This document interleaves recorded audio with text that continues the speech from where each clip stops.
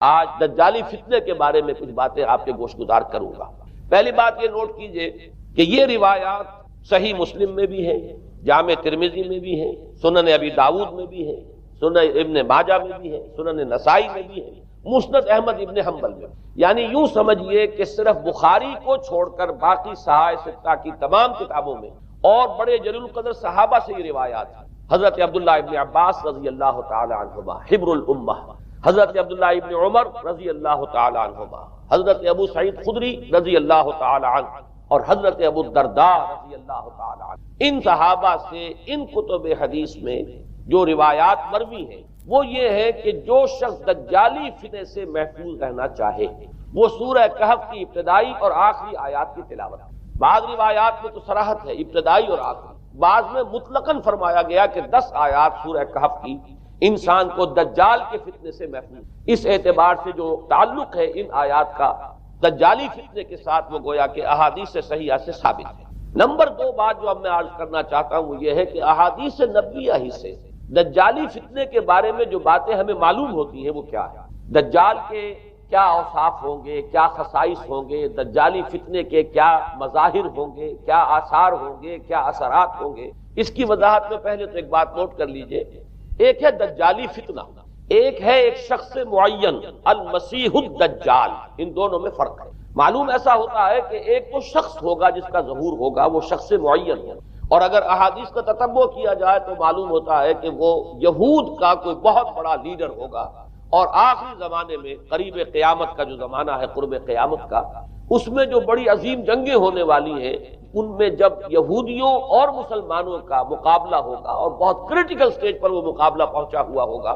اس وقت حضرت مسیح علیہ السلام کا نزول ہوگا اور وہ دجال اکبر کو یا المسیح الدجال جسے کہا گیا ہے اس کو وہ قتل کرے۔ تو المسیح الدجال یہ تو ایک شخص معین، البتہ دجالی فتنہ صرف ایک شخص معین کے ساتھ نہیں متعلق، بلکہ اس کے لیے جو احادیث آئی ہیں ان کا جب ہم تتبع کرتے ہیں، ان سب کو جب جمع کرتے ہیں تو معلوم ہوتا ہے کہ وہ ایک خاص کیفیت ہے، ایک خاص دور میں کچھ ایسی کیفیات پیدا ہو جائیں گی کہ جن کو دجالی فتنے سے تعبیر کیا گیا ہے۔ وہ کیفیات کیا ہے، میں کچھ احادیث کے حوالے سے وہ میں نوٹ کر کے لایا ہوں، آج آپ کے سامنے رکھ رہا ہوں۔ پہلی بات یہ معلوم ہوتی ہے کہ اس دور میں، اس دجالی فتنے میں، انسان کو جو قواعد طبعیہ ہیں، جو قدرت کی طاقتیں ہیں، کائناتی قوتیں ہیں، ان پر غیر معمولی غلبہ، اقتدار، اختیار حاصل ہو جائے گا، اور وہ دجال متصرف ہوگا ان تمام قواعد طبعیہ پر، بالکل ایسے انداز میں جیسے کبھی انبیاء کرام علیہ السلام کو اللہ تعالیٰ معجزے عطا فرماتا۔ وہ معجزے کہ جو اللہ تعالیٰ کے فضل و کرم سے اللہ کے رسولوں کو عطا ہوئے ہیں، گویا کہ وہ سب کی سب کیفیات ہیں کہ جو دجال کے بارے میں قرآن مجید یا احادیث نبیہ میں وارد ہے۔ مثلا پہلی بات یہ بتائی گئی کہ اس کے لیے فاصلہ بے معنی ہو کر رہ جائے گا، انتہائی تیز رفتاری ہوگی جو اسے حاصل ہوگی۔ چنانچہ الفاظ یہ ہے کل غیث سے استدبرت ہردی، وہ ایک ایسے طوفان کے مانند جو ہے وہ سیلاب آئے گا کہ جیسے کوئی بہت زوردار آندھی جو ہے اس کے ساتھ طوفان آیا کرتا ہے۔ آپ سائیکلون کا تصور کیجئے کہ جس طریقے سے وہ ایک انتہائی تیز رفتار ہوا جو ہے وہ طوفان کو لے کر آتی ہے، اس طور سے وہ فتنہ پھیلے گا۔ ایک اور حدیث میں الفاظ ہے فلا تدع قریۃ الا حبطتھا فی 40 لیلہ، یہ مسلم شریف کی روایت ہے حضرت نواس بن سمعان رضی اللہ تعالی عنہ۔ کوئی قریہ تک نہیں چھوڑے گا دنیا کی کوئی آبادی چھوٹی سے چھوٹی جس میں وہ نہیں پہنچ جائے گا 40 دن کے اندر۔ یہ اس کی تیز رفتاری کا عالم ہوگا، گویا کہ میں تعبیر کر رہا ہوں اسے ان الفاظ سے کہ فاصلہ بے معنی ہو کر۔ اسی کے ضمن میں بعض اور روایات آئی ہیں، سواری جو ہے اس دجال کی اس کو گدھے سے تعبیر کیا گیا ہے، اس لیے کہ ظاہر بات ہے اس دور میں اور کسی شے کا اگر تذکرہ کیا جاتا ہوائی جہاز کا یا راکٹس کا تو وہ تو لوگوں کی سمجھ میں نہ آتا، اور پہلے انہیں ساری سائنس پڑھانی پڑتی تب وہ الفاظ استعمال کرتے، لہذا وہ اس کا خچر، اس کا جس پر سواری ہوتی ہے، لیکن اس کی تیز رفتاری کے لیے الفاظ آئے ہیں کہ اس کا ایک قدم اگر مکے میں ہوگا تو دوسرا قدم شام میں جا کر، اور الفاظ یہ آئے ہیں کہ اس کے دونوں کانوں کے درمیان فاصلہ جو ہے وہ 40 باع کا یعنی 80 ہاتھ کا ہو۔ بلکہ حضرت علی رضی اللہ تعالیٰ عنہ کے خطبے میں جو اس کا بیان ہوا ہے کہ اس کا ایک کان جو ہے وہ 30 ہاتھ لمبا کان ہوگا اس کا۔ ابھی ذرا یہ صرف احادیث آپ سنتے جائیے، پھر اس کے بارے میں ان سب کو جوڑ کر جو ہمیں نتیجہ نکالنا ہے اس پر گفتگو بعد میں ہوگی۔ اسی طرح آواز کا معاملہ کہ اس کی آواز چہار دانگ عالم میں بیک وقت. الفاظ یہ ہے ینادی بصوت لہو یسمع لہو ما بین الخافقین، وہ ایک ایسی آواز کے ساتھ پکارے گا کہ جسے مشرق و مغرب کے مابین رہنے والا ہر شخص اس کی آواز جو ہے گویا کہ وہ تمام فاصلوں کے جو پردے ہیں اس کے لیے وہ حائل نہیں رہیں گے، بلکہ یہ کہ اس کی آواز جو ہے پوری دنیا میں مشرق و مغرب میں بیک وقت سنائی دے گی. تیسری بات معلوم ہوتی ہے کہ علاج معالجہ وہ اس انتہا کو اور عمل جراحی اس انتہا کو پہنچ جائے گا. یہاں وہ الفاظ آئے ہیں جو قرآن مجید میں حضرت مسیح کے معجزات کے لیے آئے. حضرت مسیح کے الفاظ جو ابرئ الاکمہ والابرص، کہ میں مادر ذات اندھے کو اور جو کوڑھ کا مرض تو ان دونوں کو میں ٹھیک کر دیتا ہوں. حضرت مسیح علیہ السلام صرف ہاتھ پھیرتے تھے اور مادر ذات جو نابینا ہے، اندھا، بینائی اس کی آ جاتی تھی، اور کوڑھی جو ہے اس کے جسم پر ہاتھ پھیرتے تھے اس کا کوڑھ درست ہو جاتا تھا. ابرئ الاکمہ والابرص، وہی الفاظ آئے حدیث میں کہ دجال کو یہ قدرت حاصل ہے. نمبر 2 یہ کہ وہ یحیی الموتى، جیسے کہ حضرت مسیح کے الفاظ ہیں وہ احیی الموتى، میں زندہ کرتا ہوں مردے کو. حضرت مسیح فرماتے تھے ایک مردے کو قم باذن اللہ، اور وہ کھڑا ہو جاتا تھا. بالکل اسی طریقے سے دجال کو بھی قدرت حاصل ہو جائے گی کہ وہ مردوں کو زندہ کرے گا. مزید وضاحت ایک حدیث میں یہ ہے کہ وہ ایک شخص کو آری کے ساتھ بیچ میں سے چیرے گا، 2 ٹکڑے کر دے گا، پھر سیدھے گا اور زندہ کرے گا. معلوم یہ ہوا کہ علاج معالجے کا علم اور دوسرے یہ کہ جراحی کا علم جو ہے وہ اپنی ان بلندیوں کو پہنچے گا کہ اس حد تک انسان کی رسائی ہو جائے گی. چوتھی بات، اس کو زمین اور فضا پر اس قدر غلبہ حاصل ہو جائے گا. الفاظ یہ حدیث کے یامر السماء فتمطر، وہ آسمان کو حکم دے گا بارش برسا اور وہ بارش برسائے گا. والارض فتنبت، اور زمین کو حکم دے گا کہ فصلیں اگا اور وہ اگائے گی. ویمر بالخربۃ فیقول لها اخرجی کنوزک، اور وہ کسی ویرانے پر سے گزرے گا اور اسے حکم دے گا، ویران چٹیل میدان، اور حکم دے گا کہ اپنے خزانے نکال. اور فرمایا اس کا نتیجہ یہ نکلے گا فتتبعہ کنوزها، تو اس زمین کے جو خزانے ہیں وہ نکل کے اس کے ساتھ چلنے شروع ہو جائیں. زمین پر قدرت، فضا پر قدرت. بارش کا حکم ہوگا وہ بارش ہو جائے گی، آسمان بارش برسائے گا، زمین اپنے خزانے اگل دے گی. پانچویں بات، وَيُبْعَثُ مَعَهُ الشَّيَاطِينُ عَلَى صُورَةٍ مَّن مَاتَ، اس کے ساتھ کچھ ایسے شیاطین مبعوث ہوں گے کہ جو ان صورتوں کو اختیار کریں گے ان لوگوں کی جو مر چکے ہیں. من الآباء والأمہات والمعارف، جو آباء و اجداد اور مائیں اور دادیاں اور جو بھی جان پہچان والے لوگ ہیں جو فوت ہو چکے ہوں گے، وہ ان کی صورت اختیار کریں گے. فَتَأْتِيَ أَحَدَهُمْ فَيَقُولُ أَلَسْتُ فُلَانًا أَلَسْتَ تَعْرِفُنِي، پھر وہ آئے گا اور وہ شیاطین آئیں گے اور انسان سے کسی سے بات کریں گے، کیا تم مجھے نہیں پہچانتے؟ کیا میں تمہارا فلاں رشتہ دار نہیں ہوں؟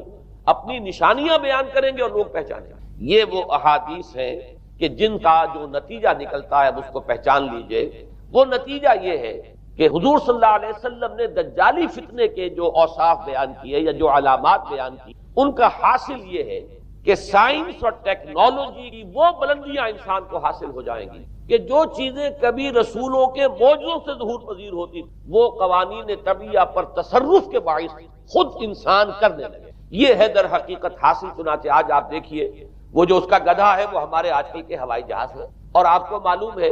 کہ یہ رڈار جو ہیں ان کے ہوائی جہازوں کے یہ بالکل اینڈز پر ہوتے ہیں، ان کے بازوؤں پر، اور یہی ان کے کان ہیں، انہی سے انہیں وہ معلومات حاصل ہوتی ہیں. خود ان کی لمبائی چوڑائی جو ہے وہ کتنی ہے، اور پھر یہ کہ ان کے درمیان فصل جو ہے وہ 80 ہاتھ کا یا 40 باہ کا وہ موجود ہے. اور جہاز کی ایک اڑان اب تو کہیں بات پہنچ گئی کہ آپ کو معلوم ہے کہ پوری دنیا کے گرد بھی ایک جہاز جو ہے وہ چکر لگا لیتا ہے چند گھنٹوں کے اندر. لیکن یہ ہے کہ عام جو رفتار ہے اس میں بھی ایک پڑاؤ سے دوسرے پڑاؤ تک، ایک جگہ سے جس کو ہاپ کرنا کہتے ہیں، یہ بھی کم سے کم 500-700 میل کا عام طور پر سفر جو ہے وہ جہاز طے کر رہا ہے. اسی طریقے سے ہماری جو سائنس کی خاص طور پر جو طبی سائنس ہے، اب اس میں جس طریقے سے کہ زندہ رکھا جاتا ہے انسانوں، اور وہ ویجیٹیبل چاہے کہا گیا ہے ان کو ہیومن ویجیٹیبل،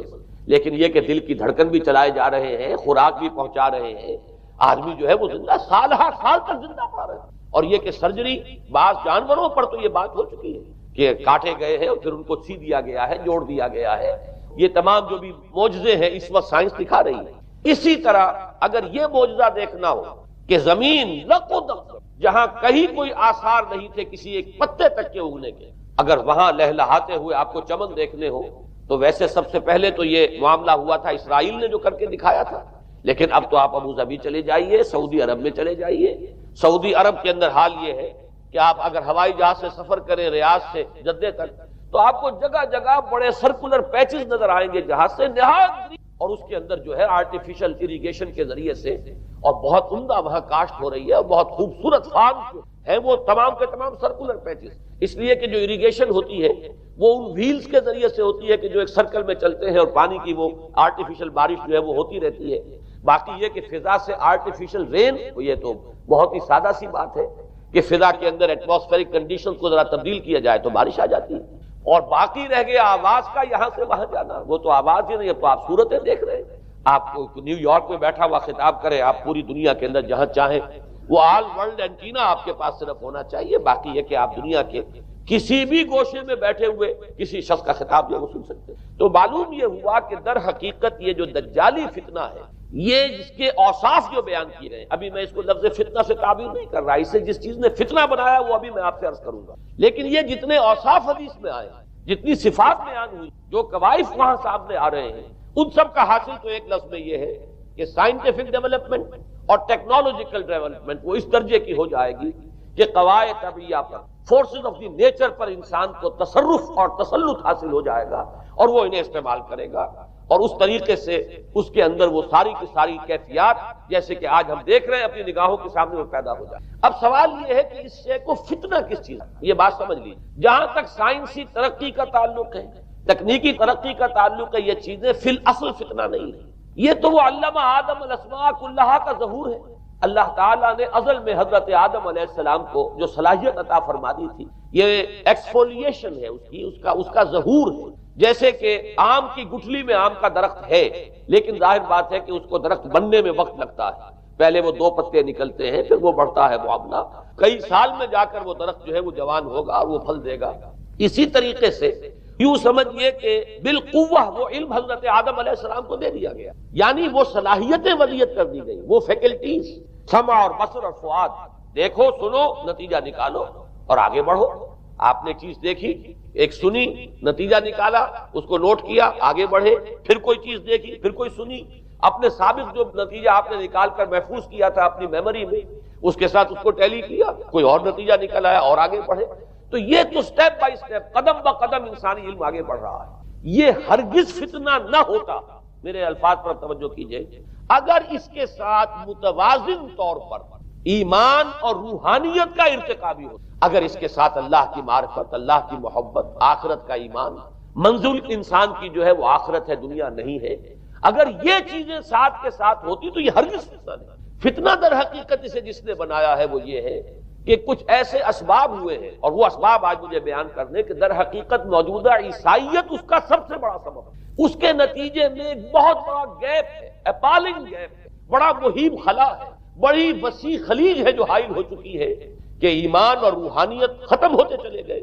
اور یہ ٹیکنیکل اور سائنٹیفک ڈیولپمنٹ بڑھتی چلی، ان دونوں کے درمیان جو مہیب خلا پیدا ہوا ہے اس فتنہ بنا دیا ہے، اور عظیم ترین فتنہ بنا دیا۔ ورنہ اگر اس کے ساتھ ہی اللہ پر ایمان، آخرت پر ایمان، اور انسان کے اندر ایمانی کیفیات، اس کی روحانی کیفیات اگر یہ بھی برقرار رہتی، بلکہ اس کے ساتھ متوازن طور پر ان کو ترقی کرنا چاہیے، تو یہ ہرگز فتنہ نہیں ہے۔ تو پہلی بات یہ سمجھ لیجئے کہ اگرچہ دجالی فتنے کے جو صفات، اس کے اوصاف، اس کی علامات، اس کے مظاہر جو بھی حدیث کے ذریعے سے ہمیں معلوم ہے، جس کا میں نے ابھی آپ کے سامنے تذکرہ کیا، وہ سب در حقیقت تعبیر ہے اس دور کا جو محاورہ ہے، اس دور کی جو زبان ہے، اس دور میں جن الفاظ سے گفتگو کی جا سکتی تھی، اس دور کے ایڈیم میں آج کی جو سائنٹیفک اور ٹیکنالوجیکل ترقی ہے، گویا کہ اس کی تعبیر کی گئی ہے کہ وہ دجالی فتنہ ہوگا۔ لیکن اس شے کو فتنہ بنانے والی شے در حقیقت یہ ہے کہ ایک بہت بڑی خلیج حائل ہو چکی ہے ایمان اور روحانیت،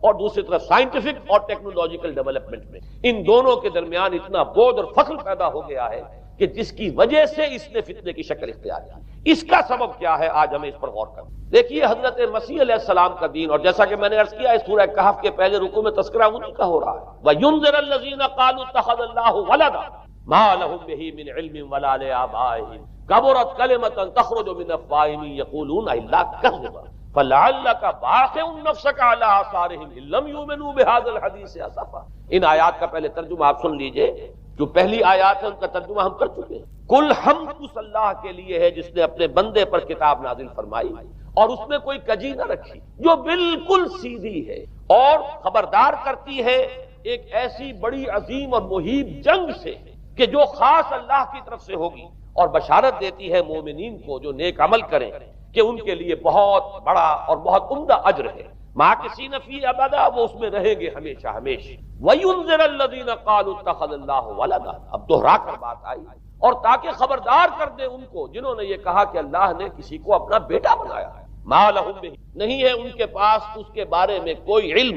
وَلَا لِآبَائِهِمْ، نہ ان کے آباء و اجداد کے پاس کوئی علم تھا، کوئی عقلی دلیل نہیں، کوئی اللہ کی اتاری ہوئی کسی کتاب میں، اللہ کے اتارے ہوئے کسی صحیفے میں اس کے لیے سند نہیں۔ وَلَا لِآبَائِهِمْ كَبُرَتْ كَلِمَةً تَخْرُجُ مِنْ أَفْوَاهِهِمْ، بہت بڑی بات ہے کہ جو نکل رہی ہے ان کے منہوں سے۔ إِن يَقُولُونَ إِلَّا كَذِبًا، نہیں بول رہے یہ، نہیں کہہ رہے یہ مگر جھوٹ۔ فَلَعَلَّكَ بَاخِعٌ نَفْسَكَ عَلَىٰ آثَارِهِمْ، تو اے نبی صلی اللہ علیہ وسلم شاید کہ آپ اپنے آپ کو ہلاک کر لیں گے ان کے آثار پر۔ یہ آثار کے لفظ کو میں ابھی جو کا تو رکھ رہا ہوں، بعد میں اس کی وضاحت کروں گا۔ إِن لَمْ يُؤْمِنُوا بِهَذَا الْحَدِيثِ أَسَفًا، اگر یہ لوگ ایمان نہ لائے اس حدیث پر، یہ حدیث قرآن، اس پر اگر یہ ایمان نہ لائے، جیسے کہ وہاں فرمایا گیا تھا اگر رحمت خداوندی میں داخل ہونا ہے اے بنی اسرائیل تو یہ شاہدرہ ہے رحمت خداوندی کا قرآن حکیم، آؤ اور داخل۔ یہاں پر ان عیسائیوں کو متنبہ کیا جا رہا ہے اگر وہ اس حدیث پر، یہ حدیث اللہ، اللہ کی کتاب، احسن الحدیث کتابا متشابہہ فبأی حدیث بعدہ یؤمنون، اگر اس اللہ کی حدیث پر، اللہ کی کتاب پر یہ ایمان نہ لائے تو جو ان کے آثار ہوں گے، جو نتائج نکلیں گے ان پر اے نبی شاید کہ آپ اپنے آپ کو صدمے اور رنج اور غم سے ہلاک کر۔ یہ ہے در حقیقت وہ آیات جن میں تذکرہ ہو رہا ہے عیسائیت کا، لیکن عیسائیت سے مراد کیا ہے اسے سمجھیے۔ حضرت مسیح علیہ السلام کا دین تو بعین ہی وہی دین تھا جو دین آدم سے لے کر محمد تک صلی اللہ علیہ وسلم وعلیہ الصلاۃ والسلام جتنے انبیاء آئے ہیں ان کے دین میں کوئی فرق نہیں، دین توحید وہی ایمان، البتہ شرائع کے اندر، شریعت اور کچھ تفصیلی احکام میں فرق ہوا ہے، شریعت موسوی اور شریعت محمدی میں علی صاحب الصلاۃ والسلام تھوڑا تھوڑا فرق ہے، دین ایک ہی۔ شرع لکم من الدین ما وصى به نوحا والذی اوحینا الیک وما وصینا به ابراہیم وموسیٰ وعیسیٰ، دین میں تو ہم نے وہی شے تمہارے لیے بھی معین کی ہے مسلمانوں کہ جس کی کہ ہم نے نوح کو وصیت کی تھی اور جس کی کہ ابراہیم کو اور موسیٰ کو اور عیسیٰ کو وصیت کی، دین ایک ہے۔ ان الدین عند اللہ الاسلام، تو دین مسیحی بھی وہی تھا بعین ہی جو دین محمدی ہے اور دین موسوی صلی اللہ علیہ وسلم علیہ الصلوۃ والسلام۔ البتہ حادثہ جو نہایت عظیم پیش آیا ہے اور وہ یہ ہے کہ ساؤل اس کا نام تھا پہلے، جس نے کہ اپنی زندگی میں حضرت مسیح علیہ السلام جب تک موجود تھے دنیا میں شدید انہیں تکلیفیں پہنچائیں، شدید ایذائیں پہنچائیں، ان کی مخالفت پر کمر بستہ رہا، لیکن اس کے بعد جب انہیں اٹھا لیا گیا، یا عیسائیوں کے عقیدے کے مطابق وہ سولی دیے گئے، اور اس کے بعد ان کا عقیدہ بھی یہ ہے کہ سولی پانے کے بعد پھر وہ زندہ ہو کر آسمان پر چلے، جبکہ ہم یہ سمجھتے ہیں اور ہمارا ایمان ہے کہ انہیں سولی دی نہیں گئی بلکہ انہیں تو پہلے ہی اٹھا لیا گیا تھا، ان کی جگہ کوئی اور ہے۔ انجیل برنباس نے یہ بات بالکل واضح کر دی کہ در حقیقت وہی حواریین میں سے جس نے کہ غداری کی تھی اور پکڑوایا تھا، مخبری کی تھی، وہی ہے جس کی شکل بنا دی گئی تھی حضرت مسیح علیہ السلام کے جیسی مانند، اور وہ شخص ہے کہ جو سولی چڑھا تھا۔ بہرحال عیسائیت اس وقت کی جو اس کا عقیدہ ہے اور جو ہمارا عقیدہ اور ایمان ہے، ان دونوں کی روح سے حضرت مسیح علیہ السلام آسمان پر اٹھا لیا۔ اس کے بعد اس دین مسیحی میں نقب لگانے کے، جو دین مسیح اصل دین اسلام تھا، اس کو کرپٹ کرنے، ڈسرپٹ کرنے کے لیے، اس میں نقب لگانے کے لیے اس نے اپنے ایک مکاشفے کا ذکر کیا کہ میں آ رہا تھا سفر میں کہ مجھے حضرت مسیح نظر آئے ہیں آسمانوں میں، اور انہوں نے مجھے کہا ہے کہ اے ساؤل تو مجھے کیوں ستاتا ہے، اور تو اب فلاں جگہ جا اور میرے نام سے نبوت کر۔ اس کے بعد اس نے لبادہ اوڑھا عیسائیت کا، اور اس نے آ کر جس طرح عبداللہ ابن سبا نے محمد الرسول اللہ صلی اللہ علیہ وسلم کے دین میں نقب لگائی، اسی طریقے سے اس شخص نے دین مسیحی میں نقب لگائی۔ فرق یہ ہے کہ دین محمدی صلی اللہ علیہ وسلم، کیونکہ یہ آخری دین، اب کوئی اور رسول آنے والا نہیں، اللہ تعالیٰ کی طرف سے اس دین کو، اس شریعت کو ایک پروٹیکشن حاصل، لہذا ایک جزو کی حد تک گمراہی جو ہے پھیل سکی، کل پر وہی تھی، لیکن بدقسمتی سے دین مسیحی کے بارے میں یہ ہوا کہ کچھ عرصے تک تو کشمکش رہی ہے۔ اصل دین مسیحی پر بھی جو کاربند لوگ تھے اور جو اس کے اوپر مستقیم رہے وہ قائم کچھ عرصے تک رہے ہیں، لیکن ہوتے ہوتے تقریباً اس دور تک آ کر جب کہ حضور کی بعثت ہوئی ہے،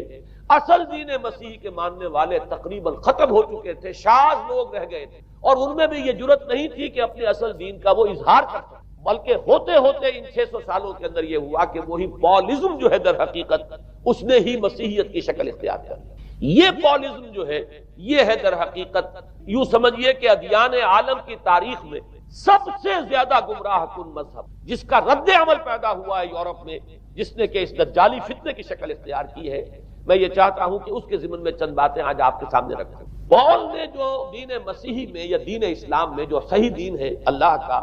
اس میں 3 تبدیلیاں بنیادی کی۔ سب سے پہلا تو وہی جو قرآن کہہ رہا ہے، الذین قالوا اتخذ اللہ ولدا، مسیح کو، حضرت مسیح علی نبینا علیہ الصلوۃ والسلام، انہیں خدا کا بیٹا قرار دیا۔ اور اس میں بھی نوٹ کیجئے، بیٹے کے لیے عربی زبان میں 2 لفظ ہیں، ابن اور ولد۔ ابن کا لفظ ذو معنیین ہے، 2 معنی ہے اس کے۔ ابن بیٹے کو بھی کہتے ہیں، اور ابن کا کوئی معنوی تعلق بھی ہو سکتا ہے، صرف بیٹا نہیں۔ ابن السبیل مسافر کو کہتے ہیں، راستے کا بیٹا، یعنی چونکہ راستے کے ساتھ اس کا ایک تعلق ہے، راستہ چل رہا ہے، وہ تو ابن السبیل ہے۔ ابن الوقت، وقت کا بیٹا، وہ وقت کا بیٹا اس معنی میں نہیں ہے، بلکہ یہ کہ جو ہر وقت جو ہے حالات کے مطابق گرگٹ کی طرح اپنا رنگ بدلتا چلا جائے، چلو تم ادھر کو ہوا ہو جدھر کی، وہ ابن الوقت ہے۔ تو ابن الوقت اسی طریقے سے جو میں نے دوسری مثال دی ہے، ان کو اگر آپ سامنے رکھیں گے تو معلوم یہ ہوا کہ ابن کے تو دونوں معنی ہو سکتے، لیکن ولد یہ بالکل مخصوص اولاد کے معنی میں۔ ولد یہ تو گویا کہ صلبی اولاد، اور عیسائیت وہ ہے مذہب کہ جس نے کہ بدترین شرک کی صورت اختیار کی ہے، اور ان کے ہاں عقیدے میں یہ الفاظ ہیں کہ مسیح اللہ کا، خدا کا صلبی بیٹا، تاکہ کوئی شک نہ رہ جائے کہ کوئی اور نسبت ہے جسے ابن سے تعبیر کیا گیا، کوئی اور تعلق ہے جس کے لیے یہ لفظ اختیار کیا گیا، صلبی کا لفظ استعمال کیا گیا ہے کہ یہ خدا کا صلبی بیٹا۔ اور یوں سمجھیے اب اس کا جو نتیجہ نکلا کہ بیٹا اگر کسی کا ہے تو ظاہر بات ہے کہ وہ ہم جنس ہے، ہم نوع ہے، اپنے انسان کا بیٹا انسان ہوگا، سید زادہ جو ہے سید کا بیٹا سید ہوگا، مغل کا بیٹا مغل ہوگا، گھوڑے کا بیٹا گھوڑا ہوگا، گدھے کا بیٹا گدھا ہوگا۔ معلوم یہ ہوا کہ بعین ہی جو کچھ بات ہوتا ہے وہی بیٹا ہوگا۔ لہذا اس لفظ نے در حقیقت شرک کی بدترین صورت اختیار کی کہ بالکل اللہ کے برابر، اللہ کا ہم نوع، گویا کہ بدترین شرک جو ہے شرک فی الذات ہے، اور شرک فی الذات کی بدترین صورت یہ ہے کہ جو عیسائیت میں آئی ہے کہ حضرت مسیح علیہ السلام کو اللہ کا صلبی بیٹا قرار دیا۔ اب اس کے نتیجے میں چونکہ ظاہر بات ہے کہ آخر بائبل بھی موجود تھی، اس بائبل کو ایک دم کیسے ختم کر دیتا سینٹ پال؟ سینٹ پال کہیں یا بہرحال میں تو لفظ سینٹ اس کے ساتھ استعمال نہیں کرنا چاہتا، لیکن چونکہ ہمیں یہ ہدایت ہے قرآن مجید کی بھی کہ جو باطل معبود بنا لیے جاتے ہیں انہیں بھی ہم کوئی ان کے لیے توہین والے الفاظ استعمال نہ کریں، لہذا میں یہ لفظ استعمال کر رہا ہوں، ورنہ جی تو چاہتا ہے کہ کوئی اور لفظ اس کے لیے استعمال کیا جائے۔ لیکن جو بھی اس وقت دنیا میں اس کا معروف نام ہے پال، سینٹ پال، تو اس نے چونکہ ظاہر بات ہے کہ پوری بائبل کو کیسے ختم کر دیا، ایک دم تورات کو کیسے ختم کر دیتا؟ تورات تو آج تک چلی آ رہی ہے بائبل کے ساتھ ملی، the old testament, the new testament, یہ دونوں مل کر بائبل بنتی، لہذا اب گورکھ دھندا بنانا پڑا انہیں، وہ تسلیس والا گورکھ دھندا، 3 میں 1 1 میں 3، توحید بھی ہے تسلیس بھی ہے، 3 میں 1 1 میں 3، اور یہ وہ شے ہے کہ جس نے عقیدے کا تعلق عقل سے منقطع کر، اس سے سمجھ میں آنے والی بات ہے، 3 میں 1 1 میں 3 ایک گورکھ دھندا ہے۔ نتیجہ انہوں نے یہ نکالا کہ ڈوگما در حقیقت اس کا عقل سے کوئی تعلق نہیں، ڈوگما بس عقیدہ ہے، اور اس عقیدے ہی کے اوپر سارے دین کی بنیاد ہے، باقی وہ عقل میں آئے نہ آئے، عقل کے لیے قابل قبول ہو یا نہ ہو، یہ بات اچھی طرح سمجھ لیجئے کہ اگرچہ ہمارے ہاں ہم بھی یہ بات کہتے ہیں کہ بہت سے حقائق جو ہے کائنات کے وہ ایسے ہیں کہ جن تک عقل کی رسائی نہیں، اس کے لیے ہم مجبور ہیں، محتاج ہیں وحی کی ہدایت کے، لیکن 2 چیزوں میں فرق کی، ایک ہے عقل سے ماوراء ہونا اور ایک ہے عقل کے خلاف ہونا، ان دونوں چیزوں میں زمین و آسمان کا فرق ہے۔ ایک وہ حقائق ہے کہ جو عقل از خود ان تک رسائی حاصل نہیں کر سکتی، لیکن جب وہ سامنے آتے ہیں تو عقل تسلیم کرتی ہے کہ ہاں یہ بات سمجھ میں آتی ہے۔ ایک وہ چیزیں ہیں کہ جن کو عقل تسلیم نہیں، تو ایک ہے مخالف عقل، ایک ہے ورائے عقل، ان دونوں میں زمین و آسمان کا۔ ہمارے دین میں تو عقل کو اپیل کیا گیا ہے، لعلکم تعقلون، لعلہم یعقلون، اولو الالباب الذین یعقلون۔ اب ظاہر بات ہے کہ عقل کو خاتو برہانکم ان کنتم صادقین، لاؤ دلیل اپنی، تو دلیل سے عقل سے اپیل کی، اور اس میں وہ رشتہ جو میں نے کئی مرتبہ بیان کیا علامہ اقبال کے اشعار کے حوالے سے کہ عقل گو آستاں سے دور نہیں، اس کی قسمت میں پر حضور نہیں، اور گزر جا عقل سے آگے کہ یہ نور چراغ راہ ہے، منزل نہیں، منزل تک تو عقل نہیں پہنچائے گی لیکن راستہ تو دکھاتی ہے، اور جب کہ وحی کی روشنی سامنے آتی ہے تو عقل اس کی تصدیق کرتی ہے۔ یہ ہے ہمارا موقف اور یہ ہے عقلی معقول موقف۔ لیکن عیسائیت نے، بلکہ کہنا چاہیے پالزم نے، مجھے یہاں پر لفظ عیسائیت اب استعمال کرنا نہیں چاہیے اس لیے کہ حضرت عیسیٰ سے اب اس کی نسبت نہیں رہی، حضرت عیسیٰ سے اس کی نسبت جو ہے یہ مس نومر ہے، یہ غلط نام ہے۔ دی 100 کا مصنف جو ہے ڈاکٹر مائیکل ہارٹ، اس نے یہ بہت بڑی بات کہی، اس نے کہا در حقیقت موجودہ جو عیسائیت ہے اسے پالزم کہنا چاہیے، یہ پالزم ہے، کرسچینٹی نہیں ہے، اس لیے کہ در حقیقت حضرت مسیح علیہ السلام کی تعلیم جب تک وہ دنیا میں تھے وہ یہ نہیں تھی کہ جو پال نے، البتہ اس نے پال کو بہت بڑا شخص مانا، اس میں کوئی شک نہیں، اس لیے کہ اس نے تاریخ کے دھارے کا جو ہے وہ رخ موڑ دیا ہے، اللہ تعالیٰ کے صحیح دین کو گویا کہ قلع کما کر کے ایک نیا دین اس طریقے سے پھیلایا ہے کہ آج بھی شاید دنیا میں کثیر ترین تعداد عیسائیت ہی کے نام لیواؤں کی ہے، واللہ عالم، یا شاید گوتم بدھ کے ماننے والوں کی ہے۔ بہرحال یہ کہ بہت بڑی تعداد میں آج حضرت مسیح علیہ السلام کی طرف جو منسوب ہے غلط طور پر دین، اس کے نام لیوا دنیا میں، اس اعتبار سے وہ یقیناً اس کا تو حق رکھتا ہے کہ اس کا نام بھی اس کتاب میں آئے کہ جس نے تاریخ کے اوپر اثرات اپنے، اور حضرت مسیح علیہ السلام جب تک دنیا میں تھے عیسائیت کی حقیقت بنی اسرائیل یا یہودیت کے ایک فرقے سے زیادہ ڈیٹیچ نہیں ہوا تھا یہ حضرت موسیٰ علیہ السلام کے دین، لیکن یہ کہ پال نے اسے بالکل ایک مستقل بذات ایک جداگانہ دین کی شکل دے، تو یہ پالزم نے در حقیقت سب سے پہلا کام یہ کیا کہ عقل سے بالکل تعلق منقطع کیا، عقیدہ ڈوگما جو ہے وہ خلاف عقل، جو بات عقل میں آئے نہ آئے بس ماننا۔ تو پہلی تو یوں سمجھیے کہ نقب جو لگی ہے دین کے اندر وہ اس تسلیس کے حوالے سے، اور تسلیس کا گورکھ دھندا خلاف عقل، لہذا ڈوگما کی جو کا لفظ جو استعمال ہوا ہے کہ بس اس کو تو ہم مانیں گے چاہے وہ عقل کے لیے قابل قبول ہو چاہے نہ ہو۔ دوسرا اس سے بھی زیادہ آپ دیکھیے ایک سے ایک بڑھ کر اینٹ رکھی جا رہی ہے، خشت اول چونے حد میں مار کر تاثریہ امیر اول دیوار پر۔ دوسرا کفارے کا عقیدہ جو مبنی ہے صلیب کے عقیدے، مسیح نے انتہائی ذلت کی موت، یعنی صلیب کی موت جو ہے وہ خود کہتے ہیں کہ انتہائی ذلت کی موت ہے، یہ ذلت کی موت کا پیالہ اس لیے پیا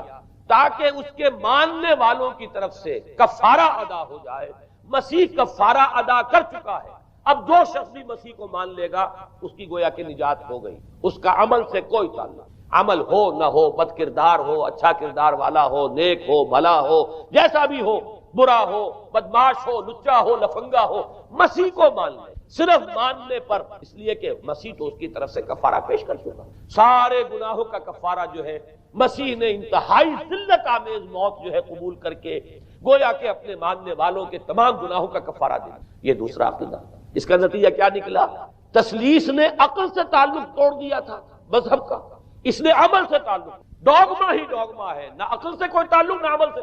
کوئی تعلق نہیں رہا۔ دین جڑیں جو ہے دونوں اعتبار سے، دین تو نام ان دو چیزوں کا، الا الذین آمنوا وعملوا الصالحات، دونوں کی گویا کہ جڑیں منہدم ہو گئیں، بنیادیں منہدم ہو گئیں، جڑیں کاٹ دی کہ نہ اس کا تعلق عقل کے ساتھ ہے نہ عمل کے ساتھ۔ تیسری بات آئی ہے، اس نے کہا شریعت منسوخ، یہ عجیب ہے، دیکھیے جسے آئرنی آف فیٹ کہتے ہیں انگریزی زبان میں، ابھی تک بائبل کے اندر سینٹ میتھیو کے جو روایت ہے، متی کی انجیل جسے کہا جاتا ہے gospel of the Lord according to Saint Matthew, اس میں جو سرمن آف دی ماؤنٹ ہے، ایک واعظ ہونے کے اعتبار سے واقعتاً میں اس کی عظمت کا بڑا قائل ہوں، عظیم ترین واعظ ہے دنیا کا، اس کے شروع میں یہ الفاظ موجود ہیں، don't think I have come to destroy لا،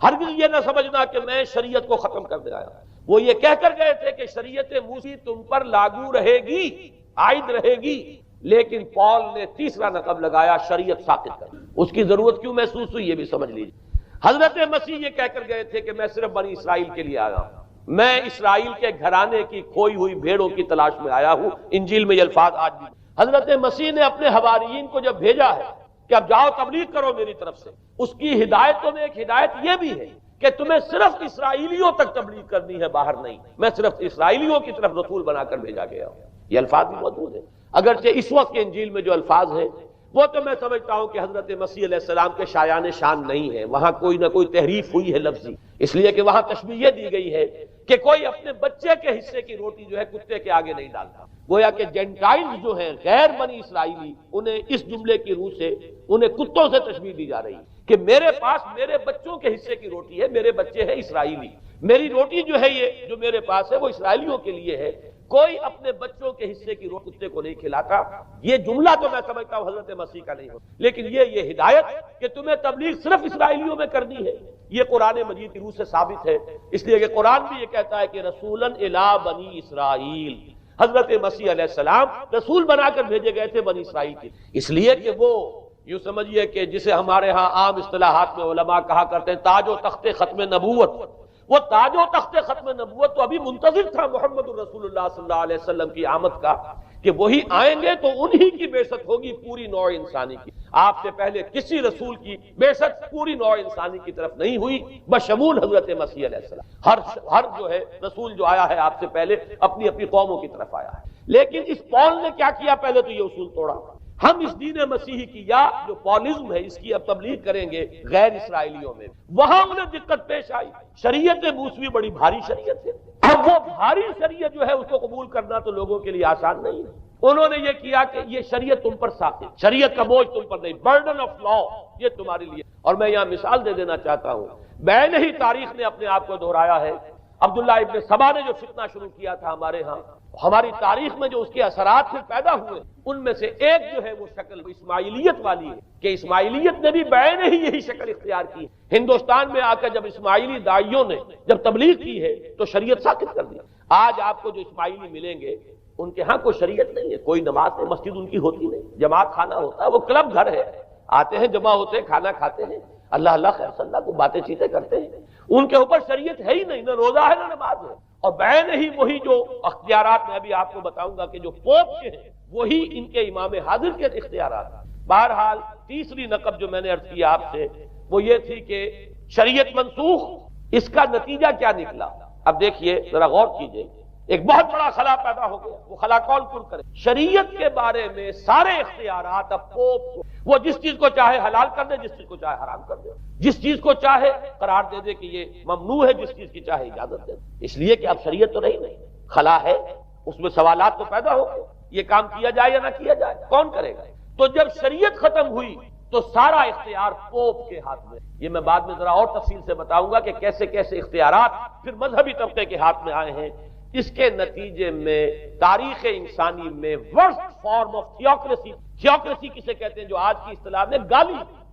قائد اعظم کے جملے آپ نے کئی پڑھے ہوں گے، اسلام میں کوئی تھیوکریسی، مذہبی طبقے کی حکومت نہیں اسلام میں، اور 100% درست ہے۔ تھیوکریسی کہتے ہیں ایک مذہبی حلقے کی، مذہبی طبقے کی حکومت، اس کے ہاتھ میں اختیارات آتے ہیں۔ اور قرآن مجید میں اسی وجہ سے ان کے اوپر الزام لگایا گیا اتخذوا احبارهم ورهبانهم اربابا من دون، انہوں نے اپنے علماء اور صوفیوں کو اللہ کے سوا اپنے معبود بنا لیا۔ حضرت علی ابن حاتم رضی اللہ تعالیٰ عنہ جب ایمان لائے، یہ حاتم طائی جو مشہور ہے سخاوت میں، ان کے بیٹے ہیں، قبیلہ طے سے ان کا تعلق ہے، حاتم طائی تو طے سے ہے، ان کے بیٹے عدی ہیں، یہ عیسائی تھے۔ یہ جب ایمان لائے اور پھر انہوں نے قرآن پڑھا تو انہیں ایک اشکال ہوا کہ قرآن مجید میں تو ہم پر الزام لگایا گیا ہے کہ اتخذوا احبارهم ورهبانهم اربابا من دون اللہ، تو عرض کیا انہوں نے، ڈرتے ڈرتے عرض کیا ہوگا حضور کی خدمت میں کہ حضور یہ بات تو کچھ درست نہیں معلوم ہوتی، ہم نے تو کبھی اپنے علماء اور رہبان کو خدا نہیں سمجھا،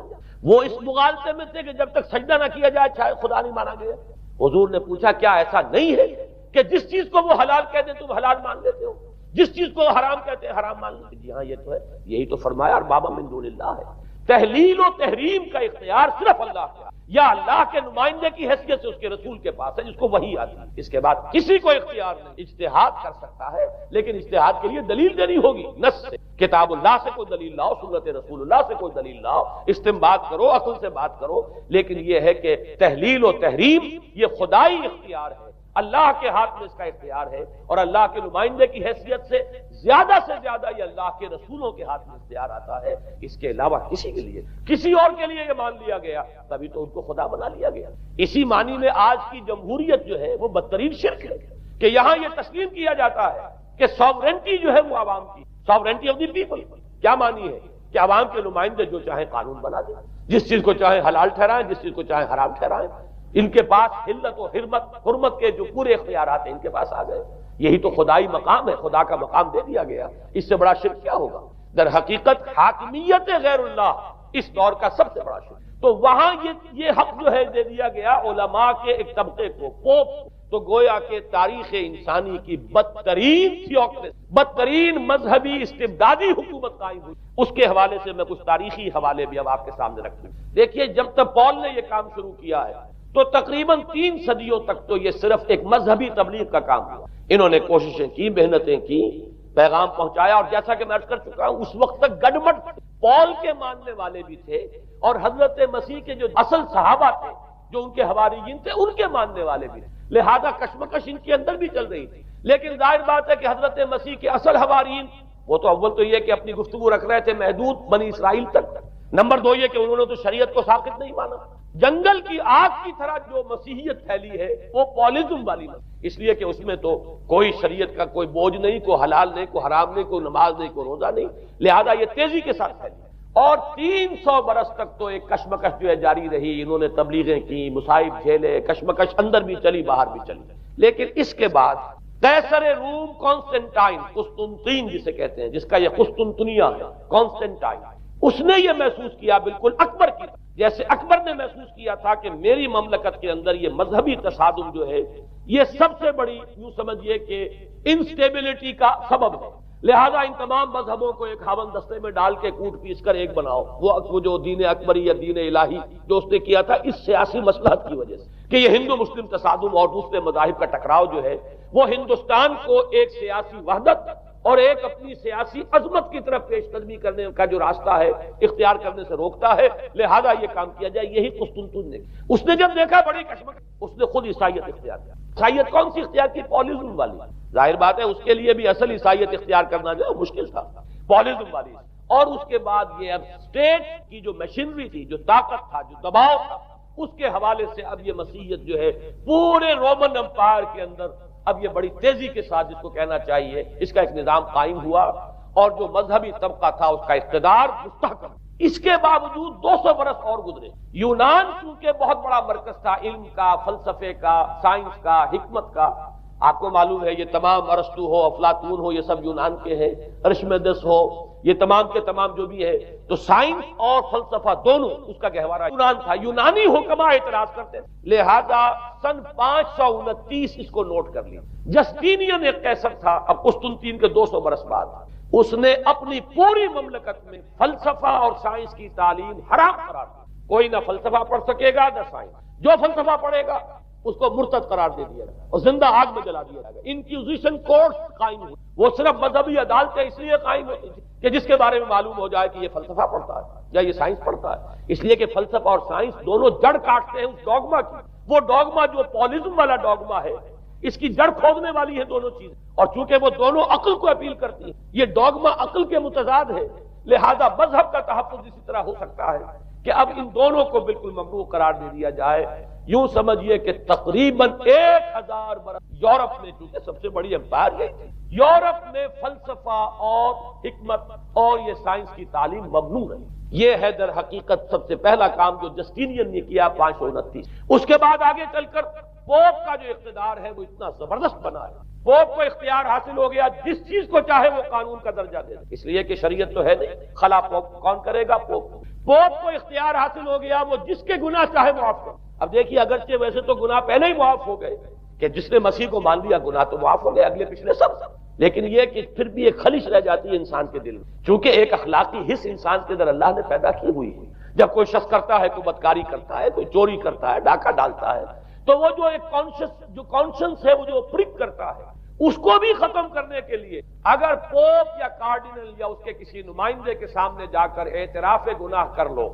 اور کچھ اس کی مٹھی گرم کرو، کچھ ہدیہ پیش کرو، تو توبہ نامہ، معافی نامہ تمہیں دے دیا جائے گا. اور وہ جو چیز ہے وہ تمہارے لیے سند ہے کہ کوئی تم سے بات کرو. پھر ان کی قیمتیں ان کے لیے بڑی بڑی جو ہے ہدیے مقرر کیے گئے تھے. تیسری چیز بائبل کا اول تو یہ کہ مفہوم جو ہے وہ کوئی سند نہیں، اس لیے کہ بائبل ہانٹ کر رہی تھی. اولڈ ٹیسٹمنٹ بھی ہے، یہ حضرت مسیح کی یہ 4 انجیلیں بھی ہیں، یہ تعلیم کچھ اور ہے. لہذا بائبل جو ہے وہ سند نہیں ہے. سند پوپ کا جو ہے فرمان، بائبل کی شرح کرنے کی، بائبل کی طرف سے کوئی دلیل لانے کی کسی کو کوئی حق حاصل نہیں. یہ جبر تھا، یہ تشدد تھا یورپ میں. یہ وہ دور تھا جبکہ اسلام پھیل رہا تھا. میں نے اس لیے آپ سے کہا تھا، نوٹ کرایا آپ کو، 529 میں جسٹینین کا یہ فرمان ہے، 571 میں حضور کی ولادت ہو رہی ہے، وہی صدی ہے. اور 630 کے آس پاس، بلکہ 629 کے آس پاس سلطنت. میں نے خاص طور پر آج اس مقام کو اس لیے بھی چنا ہے کہ میں یہ محسوس کرتا ہوں کہ ہمارے ہاں جو حضور صلی اللہ علیہ وسلم کی احادیث میں پیشین گوئیاں ہیں، ہمارے ہاں کا جدید تعلیم یافتہ طبقہ ان کی طرف کوئی توجہ نہیں دیتا، بلکہ سمجھتا ہے کہ ادھر اس بے اعتنائی کا رویہ اختیار کرتا ہے کہ کوئی کیا باتیں ہیں، یہ آدمی کو کام کرنا چاہیے، یہ کیا پیشین گوئیوں کے بارے میں کیا دلچسپیاں لینا ہے. تو پہلے تو وہ یہ نوٹ کر لیں کہ پیشین گوئی صرف حدیث میں نہیں ہے، قرآن میں بھی ہے. قرآن میں یہ پیشین گوئی آئی ہے. فرق تو ہوگا حدیث کی پیشن گوئی اور قرآن کی پیشن گوئی کا. کیا فرق ہوگا؟ نمبر ایک یہ کہ قرآن کا تو ہر حرف جو ہے وہ یقینی ہے. حدیث کے بارے میں یہ ہو سکتا ہے روایت بالمعنی ہو، روایت کرنے میں کوئی لفظ تھوڑا بہت بدل گیا ہو. پھر حدیث کی سند کیا ہے، وہ صحیح بخاری کی ہے، صحیح مسلم کی ہے، اس کا استناد کا پایا کیا ہے، درجہ کیا ہے. جبکہ قرآن مجید کا ہر حرف جو ہے وہ مستند ہے، بلا لا ریب فیہ کا مصداق ہے. یہ فرق تو ہوں گے. اور دوسرا فرق بہت اہم یہاں ہے کہ یہاں سالوں کا تعین کر دیا گیا ہے، یعنی زیادہ سے زیادہ 9 برس کے اندر اندر یہ صورتحال بدل جائے گی. حدیث میں جو پیشین گوئیاں آئی ہیں ان میں کوئی تعین وقت کا نہیں، بلکہ سورہ انبیاء کے آخر میں 2 آیتوں میں حضور سے یہ کہا گیا کہ آپ کہہ دیجئے ان ادری اقریب ام بعید ما توعدون. اے نبی ان سے کہہ دیجئے کہ مجھے یہ معلوم نہیں ہے کہ جس چیز کی تمہیں خبر دی جا رہی ہے، جس چیز کا وعدہ تم سے کیا جا رہا ہے، وہ قریب ہے یا دور ہے. ٹائم ٹیبل میں نہیں جانتا، لیکن جو میں کہہ رہا ہوں وہ ہو کر رہے گا. وَإِنْ أَدْرِي لَعَلَّهُ فِتْنَةٌ لَكُمْ وَمَتَاعٌ إِلَىٰ حِينٍ. اور اسی صورت میں پھر آگے چل کر ایک آیت کے بعد یہ ہے، اور یہ بھی کہہ دیجئے ہو سکتا ہے لعلہ شاید کہ یہ ابھی تمہارے لیے کچھ اور موقع تمہیں مل جائے، آزمائش کا موقع مل جائے، اللہ تعالیٰ تمہیں کچھ بریدنگ سپیس دے دے تاکہ تم اس میں اپنی اصلاح کر سکو. تو گویا کہ آزمائش کی ایک مہلت اور مل جائے تمہیں، یہ ہو سکتا ہے. لعلہ فتنۃ لکم ومتاع الی حین، ایک وقت معین تک کے لیے اللہ تعالیٰ تمہیں اور رہنے بسنے کا موقع دے دے. لیکن یہ کہ اس میں کوئی شک نہیں ہے کہ جس عذاب الہی کی میں تمہیں خبر دے رہا ہوں وہ آ کر رہا ہے، اس میں کوئی شک نہیں. کب آئے گا یہ مجھے معلوم ہے. اسی کی ایک مثال اور بھی نوٹ کر لیجئے. جب حضور نے خواب دیکھا، اور نبی کا خواب بھی وہی ہوتا کہ ہم عمرہ کر رہے ہیں، حضور نے صحابہ کو حکم دے دیا. سن 6 ہجری کا یہ واقعہ مشہور ہے کہ اب تقریباً 1400 یا بعض روایات میں آتا 1800 صحابہ کے ساتھ آپ احرام باندھ کر عمرے کے لیے اور مکے کا سفر کر رہے ہیں، حدیبیہ تک پہنچ گئے. اب وہاں جو صورتحال پیش آئی، مکے والے اڑ گئے، کسی قیمت پر ہم نہیں کرنے دیں گے، گویا کہ خون کی ندیاں بہ جائیں گی. تو وہاں کی صورتحال کو دیکھ کر مصالحت کی حضور نے، صلح کی. صلح حدیبیہ مشہور صلح حدیبیہ بہت ہی اہم ہے، تاریخ کا، سیرت النبی کا بہت اہم واقعہ ہے. اس پر بعض لوگوں کے ذہنوں میں یہ اشکال پیدا ہوا کہ حضور نے تو کہا تھا کہ میں نے خواب دیکھا ہے، اور نبی کا خواب تو وہی ہوتا ہے، اور ہم اس وقت جا رہے ہیں بغیر عمرہ کیے. تو گویا کہ ایک وسوسہ تو آ سکتا ہے، بڑے سے بڑے آدمی کے ذہن میں آ سکتا ہے. اور صحابہ کرام تو آ کر حضور سے کہتے بھی تھے کہ حضور بضا اوقات ہمیں اپنے دل میں ایسی باتیں بھی محسوس ہوتی ہیں کہ زبان پر لانے سے ہم زیادہ بہتر سمجھتے ہیں کہ ہمیں زندہ آگ میں جلا دیا جائے. یعنی ایسے وسوسے بھی ہمارے دل میں آ جاتے ہیں، دماغ میں آ جاتے ہیں. تو حضور نے فرمایا کیا واقعی تم ایسا محسوس کرتے ہو کہ اس بات کو زبان پر لانے سے بہتر ہے کہ ہمیں زندہ جلا دیا جائے؟ عرض کیا جی ہاں، یہ تو ہمارا فرمایا ذاک ایمان، یہی تو ایمان ہے. شیطان وسوسہ اندازی کرے گا، لیکن جب تمہارا یہ احساس ہے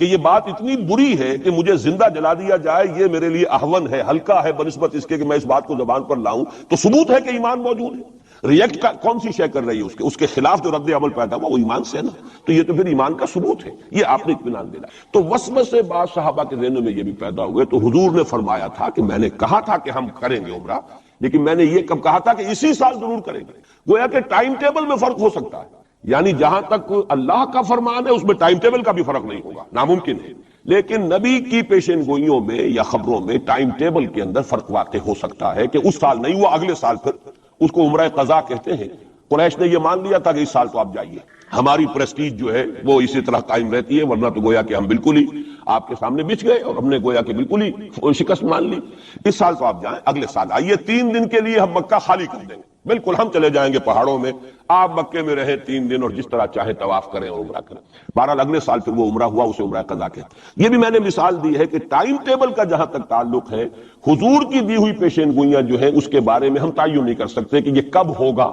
گمان کر سکتے ہیں، اندازہ ہو سکتا ہے، لیکن تعین نہیں. جبکہ یہاں یہ ہوا فی بضع سنین، الف لام میم غلبت الروم فی ادنی الارض وهم من بعد غلبهم سیغلبون فی بضع سنین، چند سالوں کے اندر اندر. اب اس پر یہ واقعہ بھی آپ نوٹ کر لیجئے کہ حضرت ابو بکر رضی اللہ تعالی عنہ نے انہی آیات کی بنا پر ایک شرط کر لی ایک کافر سے، مشرکین مکہ کے سرداروں میں سے ایک سے،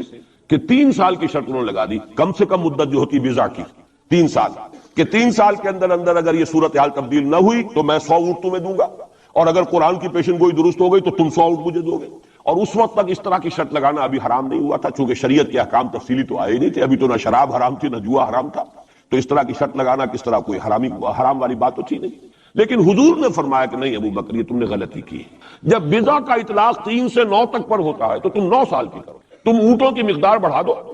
لیکن کہو کہ یہ 9 سال کی مدت جو ہے اس کے اندر اندر یہ معاملہ ہوگا، اس لیے کہ ویزا قرآن مجید کا لفظ جو ہے وہ عربی زبان میں کم سے کم اقل مدت 3 برس ہے، لیکن یہ کہ اس کی اکثر مدت 9 برس ہے۔ تو حضرت ابو بکر نے وہ بدلا اور ٹھیک 9 سال بعد وہ صورتحال پیش آ گئی۔ اور یہ عجیب ہے تاریخ کا واقعہ، ہرقلیس کی یہ جو فتح ہے یہ بھی بڑی ہی معجزانہ تھی۔ وہ جو ڈائریکٹ روٹ تھا جس سے کہ ہمیشہ ان کی جنگیں ہوتی تھی، یعنی اس کے ترکی کے مشرقی علاقے سے آ کر رومی جو ہے پھر میدان جنگ کو اختیار کریں، بورے کیسپین کا راؤنڈ دے کر پہاڑی جو علاقہ ہے اس کے پیچھے سے آ کر اس نے حملہ کیا ہے، اور ایک دم اچانک جو ہے ایرانیوں کو گویا کہ سرپرائز اٹیک کیا ہے۔ لیکن پھر یہ کہ شکست فاش ہوئی ایرانیوں کو، دوبارہ پھر جو ہے وہ یروشلم پر اس کا قبضہ ہو گیا۔ اس نے منت مانی تھی کہ اگر یروشلم دوبارہ فتح ہو جائے ہمارے ہاتھوں تو میں حمص سے لے کر اور یروشلم تک پیدل جاؤں گا اور وہاں جا کر جو ہے شکرانے کی نماز ادا کروں گا، چونکہ وہ پھر صلیب انہیں دوبارہ واپس مل گئی، صلیب کو دوبارہ ریسٹور کرنا تھا اسی جگہ پر جا کر، تو پیدل چل کر یہ آیا۔ اور تاریخ میں نوٹ کر لیجیے جب یہ پیدل چل کر آیا تھا اسی وقت، اب زمانہ کافی گزر چکا تھا، تو پھر جو حضور کا نامہ مبارک گیا ہے سن 7 ہجری میں، یہ وہ زمانہ ہے جبکہ یروشلم وہ آیا ہوا تھا، اور اس وقت پھر ابو سفیان کو بلا کر، اس وقت تک وہ ایمان نہیں لائے تھے، حضور کے نامہ مبارک پر پھر ہرقلیس نے پھر سوال جواب کیے اور معلومات حاصل کی، کون شخص ہے، کیسا ہے، حسب نسب کیسا ہے، اس کا کردار کیسا رہا ہے، کون لوگ اس پر ایمان لا رہے ہیں، جو ایمان لاتے ہیں ان میں سے کوئی واپس بھی جاتا ہے کہ نہیں جاتا، کوئی مرتد بھی ہوتا ہے۔ بڑا ذہین انسان تھا، بڑا عالم و فاضل انسان تھا، پہچان چکا تھا کہ یہ وہی نبی ہے جن کا ہم انتظار کر رہے ہیں۔ لیکن وہ یہ چاہتا تھا کہ جیسے قسطنطین نے اس وقت یہ کیا تھا کہ وہ جب اس نے مذہب بدلا ہے، عیسائیت اختیار کی، تو پوری مملکت جو ہے عیسائی ہو گئی، تو نظام انٹیکٹ رہا، وہی ان کا بادشاہت کا نظام قائم رہا۔ چاہتا تھا کہ میرے یہ تمام کے تمام نائبین سلطنت اور جتنے بھی بطاریق ہیں، یہ بطریق، پیٹریارکس، یہ سب کے سب بھی میرے ساتھ اسلام قبول کریں۔ اور سارا یہ اس نے جو سوال جواب کیا تھا ابو سفیان سے، اسی لیے کیا تھا کہ سارے درباری قائل ہوتے چلے جائیں کہ واقعی یہ نبی سچا ہے۔ لیکن اس کی امید کے برعکس ہوا، ری ایکشن بڑا شدید ہوا ان کے وہ پادریوں میں اور ان کے جو پیٹریارکس تھے ان میں، تو پھر وہ بھی محروم رہ گیا۔ سلطنت کی بیڑی اس کے پاؤں میں پڑی رہ گئی، زنجیر پڑی رہ گئی، وہ اسلام سے محروم رہ گیا۔ بہرحال اب یہاں نوٹ کیجئے کہ 9 برس بعد 623 عیسوی میں اس کو فتح حاصل ہو۔ حضرت عمر نے وہ 100 اونٹ حاصل کیے، اگرچہ حضور نے پھر اس کے بارے میں حکم دیا کہ اسے صدقہ کرا، اس کو اب تم اپنے ذاتی استعمال میں نہ لاؤ، صدقہ کرا۔ اچھا، اس کے ساتھ اس پیشن گوئی میں دوسرا حصہ بھی ہے، الف لام میم غلبت الروم فی ادنى الارض وهم من بعد غلبهم سيغلبون في بضع سنين للہ الامر من قبل ومن بعد۔ اللہ ہی کے ہاتھ میں ہے تمام معاملات کا اختیار، پہلے بھی اور بعد میں بھی، یہ تو ایمان کی بنیادی حقیقت ہے۔ وَيَوْمَئِذٍ يَفْرَحُ الْمُؤْمِنُونَ، اور اس روز اہل ایمان بھی بہت خوشیاں منا رہے ہوں گے۔ یہ اس پیشن گوئی کا دوسرا حصہ ہے۔ عین بدر کے دن یہ خبر آئی ہے کہ یہ پیشن گوئی صحیح ہو گئی۔ 9 برس ہو گئے، سن 5 جو نبوی سے اور غزوہ بدر 623 عیسوی میں غزوہ بدر ہو رہا ہے، 622 میں ہجرت ہے اور 623 میں غزوہ بدر ہو گیا۔ اور جس روز فتح مسلمانوں کو حاصل ہوئی ہے بدر میں، اور سرداران قریش جو ہے وہ کھجور کے کٹے ہوئے تنوں کے مانند جو ہے پڑے ہوئے نظر آئے ہیں میدان بدر میں، عین اسی وقت فتح کی خبر آئی ہے کہ رومیوں کو دوبارہ فتح حاصل ہو گئی ایرانیوں۔ یومئذ یفرح المؤمنون، اس دن اہل ایمان کو بھی بہت فرحت حاصل ہوگی، بہت خوشی حاصل ہوگی، وہ بھی جشن منا رہے ہوں گے بے نصر اللہ، اللہ کی مدد سے۔ بدر میں جو اللہ تعالیٰ کی نصرت آئی ہے، ینصر من یشاء، وہ تو مدد فرماتا جس کی چاہتا ہے، وہو العزیز الرحیم، اور وہ زبردست ہے، رحم فرمانے والا ہے۔ وعد اللہ، اب دیکھیے ذرا تاکید کا انداز دیکھیے، وعد اللہ، یہ اللہ کا وعدہ ہے، لا یخلف اللہ وعدہ، اور کان کھول کے سن لو، اللہ اپنے وعدے کے خلاف نہیں کرتا۔ ولکن اکثر الناس لا یعلمون، لیکن اکثر لوگوں کو علم حاصل نہیں ہے، اکثر لوگ جانتے نہیں۔ یہ جو میں نے آیات اور اس کا تاریخی پس منظر، کچھ تھوڑا سا جغرافیائی جو اس کا پس منظر ہے وہ سارا آپ کے سامنے رکھا ہے۔ اس کا مقصد یہ ہے کہ ایک طرف تو جو پیشین گوئیاں ہیں ان کے بارے میں تعلیم یافتہ لوگوں کے ذہنوں میں بھی جو اگر کوئی اشکال ہے کہ حدیث میں جو پیشین گوئیاں آئی ہیں تو وہ رفع ہو جائے۔ ہمارے نزدیک قرآن اور حدیث میں کوئی فرق نہیں، قرآن بھی ہمیں محمد کے ذریعے ملا صلی اللہ علیہ وسلم. مجھ پر تو نازل نہیں ہوا، کسی اور پر نازل نہیں ہوا، ابو بکر پر نازل نہیں ہوا، نازل تو محمد پر ہوا صلی اللہ علیہ وسلم. وہ بھی آپ کی زبان مبارک سے ہمیں عطا ہوا ہے. آپ سے لیا ہے صحابہ نے، صحابہ سے تابعین نے، تابعین سے تبع تابعین نے، اور اس کے لیے ریٹن ورڈ ذریعہ نہیں بنا ہے. اصل جو ہے یہ اسپوکن، زبان سے زبان. اور اصل شے آج بھی جو ہے وہ قرات ہے قرآن کی. قرات اور قرات کا فن جو ہے یہ ہے اصل اس کے لیے حجت. یہ لکھنے کا معاملہ جو ہے وہ بھی تھا. اس کے بعد حضرت ابو بکر کے زمانے میں اس کو ایک کتاب کی شکل میں بھی جمع کر دیا. پھر حضرت عثمان نے